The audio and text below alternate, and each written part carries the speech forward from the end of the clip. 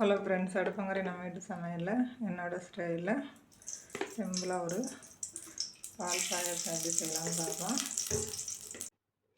ஒரு பாத்திரத்தில் ஸ்பூன் நெய் ஊற்றிருக்கேன். கொஞ்சம் முந்திரி திராட்சை அந்த நெய்யில் நம்ம வறுத்து எடுத்துக்கலாம்.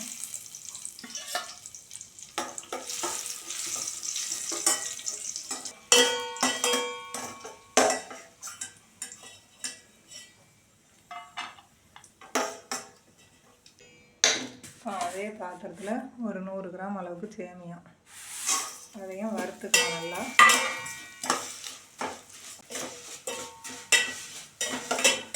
இது நல்லா சேமியா வறுபட்டுருச்சு. இப்போ இதில் நம்ம தண்ணி சேர்த்துக்கலாம்.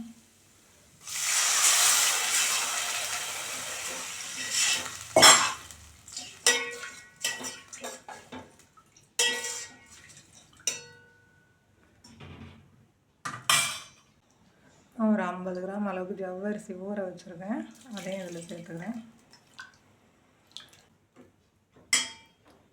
இது ஒரு 10 நிமிஷம் நல்லா வேகட்டும்.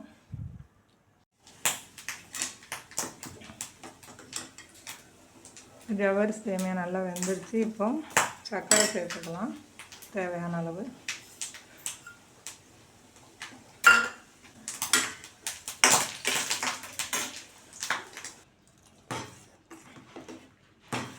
சர்க்கரை போட்டதுக்கப்புறம் நல்லா ஜவ்வரிசி சேமியா எல்லாமே நல்லா வெந்துடுச்சு. இந்த ஸ்டேஜில் நான் பால் காய்ச்சி ஆற வச்சுருக்கேன். இப்போ அந்த பாலை சேர்த்துக்கிறேன்.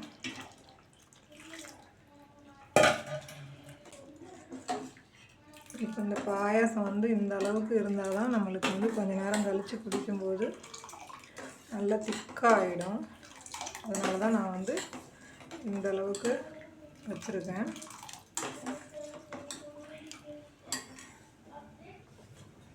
இதில் 2 ஏலக்காய் தட்டி வச்சுருக்கேன். ஏலக்காவை சேர்த்துக்கலாம்.